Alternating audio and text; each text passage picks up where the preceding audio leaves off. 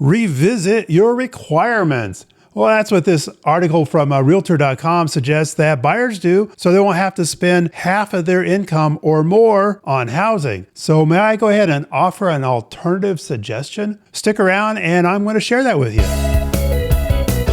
Hey, Dave Edwards, Treasure Valley Dave here. You know, your great real estate agent by your side when it comes time to buy a home, sell a home, or even relocate to the Treasure Valley. And we're talking about that today, so I don't want to give away too much too soon, so let's just get right into this.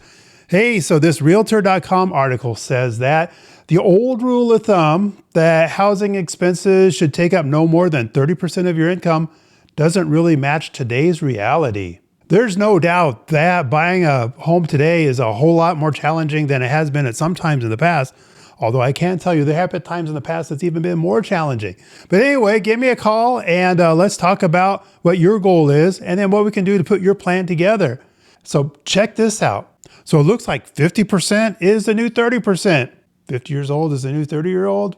I'm not sure about that, but so 30% of your income was the old rule of thumb on the maximum amount that you should spend of your income on housing.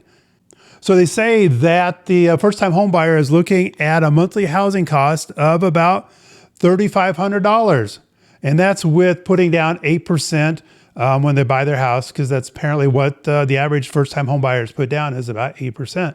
So that comes to about 49% of the median gross monthly income of Americans of first-time home buyer age. They said that's between 25 and 45.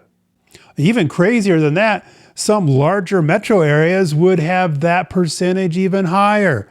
Los Angeles is saying that you're going to have to spend 115% of your income. That's not even possible. In San Diego, it's 88% of the income. San Jose goes 73%. So this guy says that sadly, this is the new normal for homeowners, at least here in Los Angeles.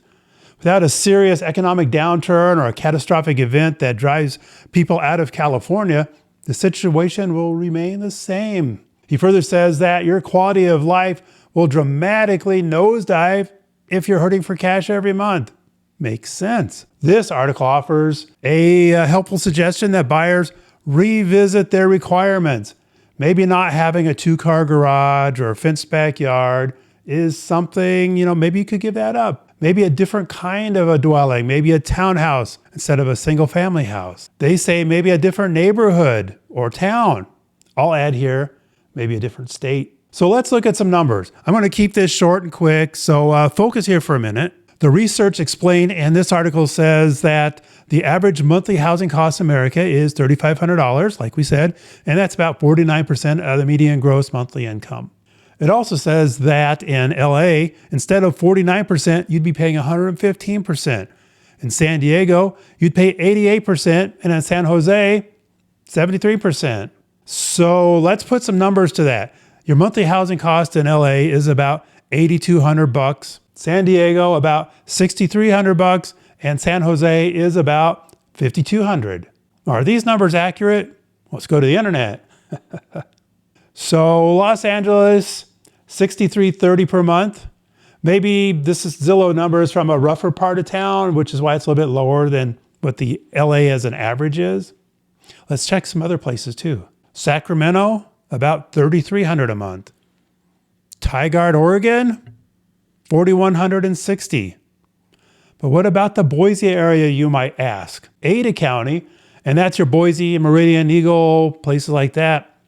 They have a median home price of $545,000. That means that in the Boise area, your monthly housing cost is just about $3,600. Dang, cheaper than LA and Tigard, but that's still pretty steep, wouldn't you agree? I know you're saying, but that's not good enough. You might say, I need another option. Across the Treasure Valley to the west is Canyon County. You've probably heard of that. This is where you're going to find Nampa, Caldwell, Middleton, some great places out there. The median home price there is about $420,000. That brings your monthly housing cost down to about $2,800. I know that's still a big chunk of change, right? But that is a lot better than some of those other places. And it's a lot better than the national average of $3,500. But wait, there's more. Some of our local builders are still offering some very nice incentives that you can use for closing costs, interest rate buy downs, appliances, and so on. So in the case of a home in the 420 range, you're looking at an incentive of about $25,000. Breaking update, this just came across the wire.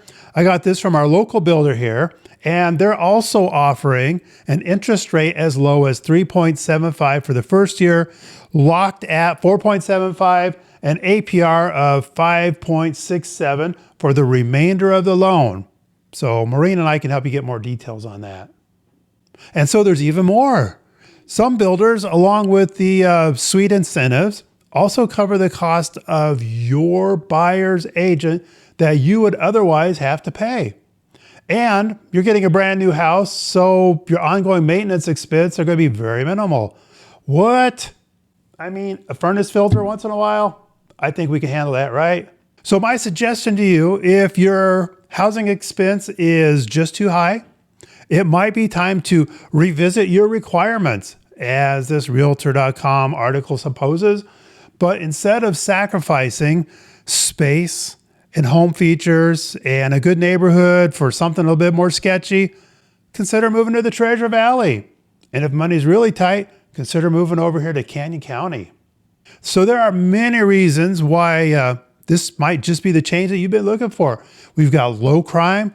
We've got no urban problems like you're dealing with. You know what I'm talking about. We have good schools. We've got great things to do. So give us a call. Maureen and I have both escaped California and found a much better quality of life for ourselves and our families right here in the Boise area, Treasure Valley area.